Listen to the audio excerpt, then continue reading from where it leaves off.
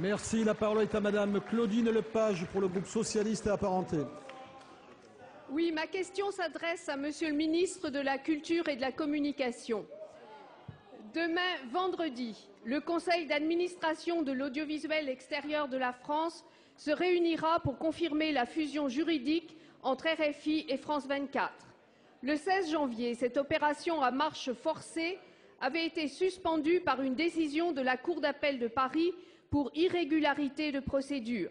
Qu'à cela ne tienne, en toute hâte, le gouvernement a promulgué ce matin même le cahier des charges de la fusion et le présente à l'instant au comité d'entreprise.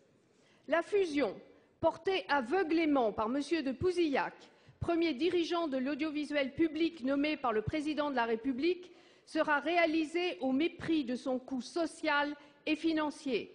Une subvention exceptionnelle de 45 millions d'euros a ainsi été votée en décembre pour financer le déménagement de RFI dans un bâtiment qui n'accueillera même pas les équipes de France 24 et le nouveau plan social qui se traduira par 126 suppressions de postes s'ajoutant aux 206 déjà prononcés en 2009.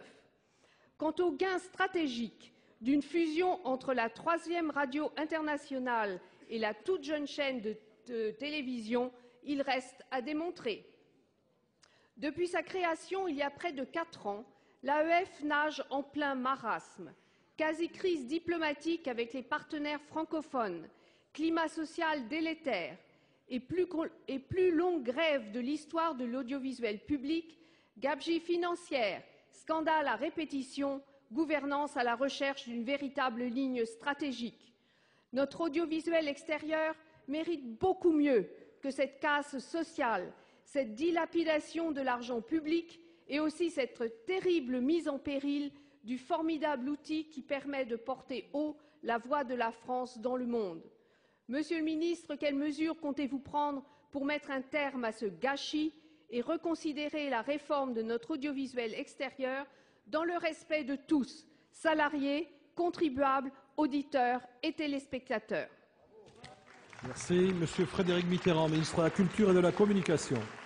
Monsieur le Président, Mesdames et Messieurs les sénateurs, Madame la sénatrice Claudine Lepage. Alors, je voudrais d'abord revenir sur les difficultés passées de France 24 que vous évoquez. Certes, il y a eu des difficultés. Certes, il y a eu un certain nombre de problèmes que vous augmentez à loisir, mais qui ont existé. Ces difficultés sont derrière nous aujourd'hui. Ils sont derrière nous, il suffit de voir quel a été l'impact de France 24 pendant les révolutions arabes et de voir à quel point France 24 est devenue une chaîne respectée, suivie et évidemment totalement nécessaire.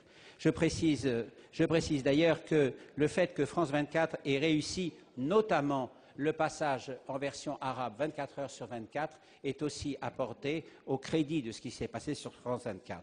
Alors certes, il y a eu des problèmes de gouvernance, mais les problèmes de gouvernance ont été désormais réglés. Quant à la question de RFI, je ne vais pas rappeler les raisons pour lesquelles il était nécessaire d'engager une réforme de RFI.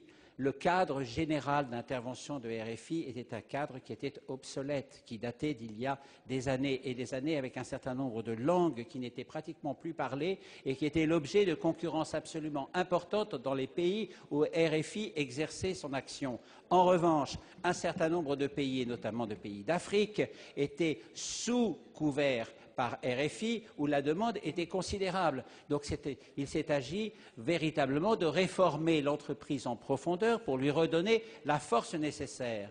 À partir du moment où France 24 sortait de cette terrible, je vous l'accorde, de cette terrible crise d'adolescence, et à partir du moment où on refondait RFI, il était parfaitement logique que les deux entreprises se rapprochent de manière à donner à l'ensemble de l'action audiovisuelle de la France à l'extérieur une cohérence et une homogénéité, de manière à ce que les talents se retrouvent, de manière à ce que la puissance de feu de l'information soit conduite suivant une ligne d'entreprise à peu près cohérente. Tout cela est à peu près normal, et même plus qu'à peu près normal, est tout à fait normal.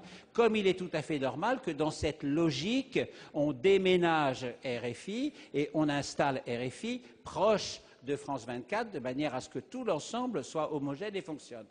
Ensuite, il y a un problème de procédure. Ce problème de procédure, vous avez apporté quasiment la réponse, Madame la sénatrice. Ce problème de procédure sera réglé aujourd'hui au contact des